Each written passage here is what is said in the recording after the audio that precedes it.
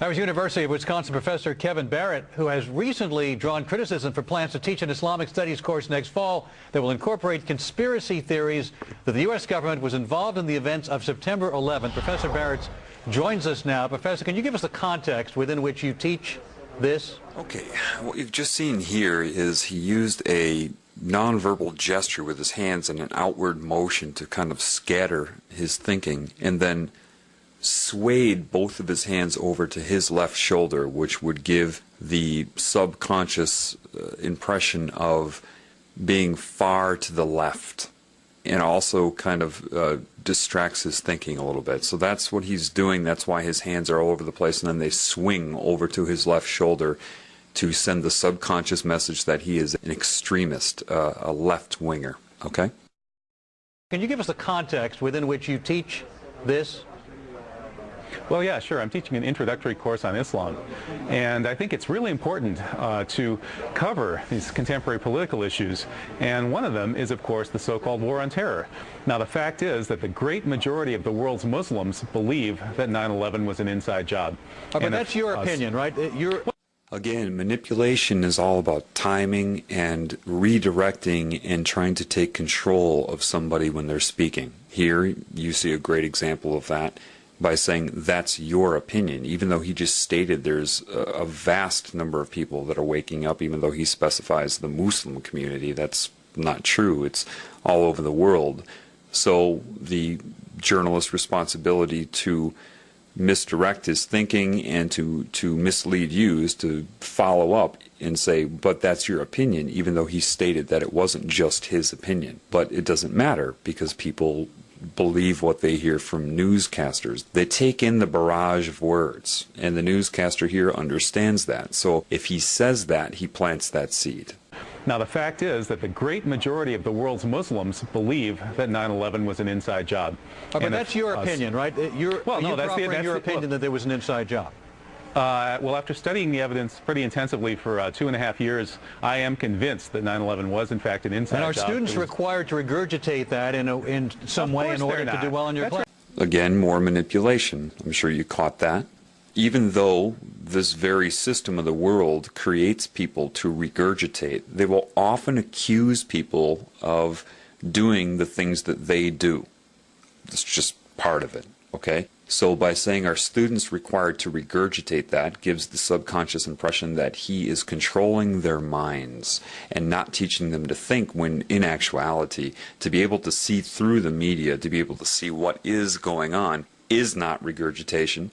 Any person that does regurgitate and only memorize and not think would not be able to see through it anyway. It doesn't matter. This is reverse psychology. This is just not even that. It's just manipulation. It's just name calling. It's I'm rubber, you're glue. Again, this is a way that he disrupts the guy's thinking with petty comments like that. He knows that this type of person would never want anybody to regurgitate anything, because that doesn't allow them to learn to think. Doesn't matter. If there's an audience to this, he plants that seed again. Well, after studying the evidence pretty intensively for 2.5 years, I am convinced that 9/11 was in fact an inside job. And are students required to regurgitate that in some way in order to do well in your class? That's ridiculous. No, I'm not interested in making students regurgitate anything.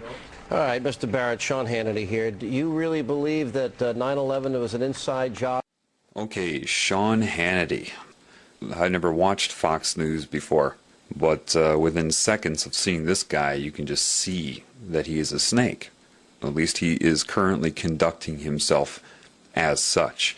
Now, this is pretty basic what he's doing. He's not giving eye contact. He's pretending to be bored with the guy's very presence. And this is a way to discredit him that way, as if he's just some sort of gnat and not even worth considering, and that's why he's purposely looking down and acting bored when he talks to him. Secondly, he uses the word believe. Do you really believe? To believe is not to know, and that's why he's stressing that. And again, you're going to start to see extreme manipulation from this Mr. Hannity. All right, Mr. Barrett, Sean Hannity here. Do you really believe that 9/11 was an inside job, not just 9/11, but Madrid and Bali and the Zarqawi operations? Well, you know, actually... hang on a second. Okay. All right, so what he does is he tries to take control of this conversation right away. He insinuates something, and the professor was smart enough to catch what he was saying, and then when he tried to respond to that, he interrupts him to take control. Now, notice, and I'll point this out in a little bit, when he puts his hand up in the OK sign, you're about to learn what that really means and what they use it for. But for now, just understand that that's how they'll do it. They'll insult you while they speak and try to continue speaking before you can actually reply to it. And therefore, it makes the professor look nuts. You know what I mean? Because if people don't catch this neurolinguistic programming, if they don't catch the manipulation, which is comprises the majority of the audience anyway, nevertheless, if they don't catch it, then he can do that. He can take those cheap shots, and when the professor tries to correct those, then he interrupts him, says, hey, hold on, and then tries to make him look rude for interrupting and take control over him and disrupt his thinking at the same time. Well, actually... hang on a second. Do you believe personally that these are inside jobs, yes or no? It's not quite that simple. Okay, believe personally, that's another way to plant that into your psyche, that it is just he that believes this, and then he uses the yes or no trap, because that is, again, misleading if you can't see that. The way he twisted around that question would not allow the professor to be able to give a yes or no answer, because he injected manipulation into the question itself. So, when the professor tries to say that, of course, then it puts him under pressure. The professor is smart enough to catch that, and it isn't that simple, and he understands. The professor knew, of course, what I'm telling you right now. However, time is ticking. He only has so much time on the air, and their job is to disrupt his thinking as much as possible and make as many hidden accusations as they can and as many subconscious embeds into how to perceive the professor as they can in the short amount of time that he's on the air, and that's their only job, is to discredit and disrupt. Okay? But he did catch it. Now he has to respond to that rather than being able to say anything that matters. And that's what they do. Another good person at this is Stephen Colbert. If you watch Stephen Colbert with any of his interviews, his whole job is to discredit and disrupt. That's what he does, and you keep it moving. It's very, very petty, but these are the people that you allow to run you, okay? So know that, and that's what's going on right here. Yes or no? It's not quite that simple. I do know, I don't believe, I know that 9/11 was an inside job. Professor Stephen Jones has found residue of thermate on the steel samples from the World Trade Center. We now know that it was taken down in a controlled demolition. All right, so you believe that the buildings came down in a controlled demolition? Okay, so the professor did a really good job of identifying his manipulation by saying, I don't believe, I know. And because he was starting to get through that, Hannity interrupts him and says, I don't have a lot of time. Well, wait a minute, you just asked him a question, and now he's able to break through your manipulation, and suddenly you don't have a lot of time for the very answer to the question that you just asked. The next thing you see, he asks him, what evidence does he have?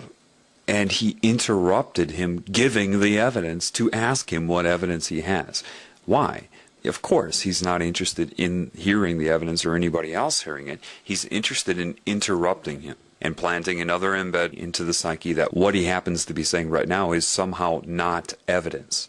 It's all misdirection of focus, redirection of focus, disrupting, interrupting, gaining control, and, it's this very petty, they rely on these petty techniques. Now, at the end of this, he does something that a lot of you probably aren't aware of. He does a hand gesture. He takes both of his hands and he puts them up in front of his head and then pulls them down. And he pretends he's talking about the buildings falling down. What that is I don't know what they would term it. I'm just intuitive. I'm perceptive. I can see what they're doing. That's sorcery. Sorcery is just anything that is used to circumvent the conscious mind, to control the mind. That gesture is designed to take away his zest, his focus, his power.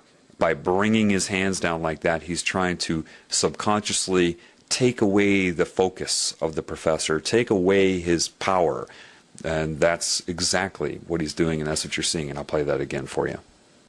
Inside job. Professor Stephen Jones has found residue of thermate on the steel samples from the World Trade Center. We now know that it was taken down in a controlled demolition.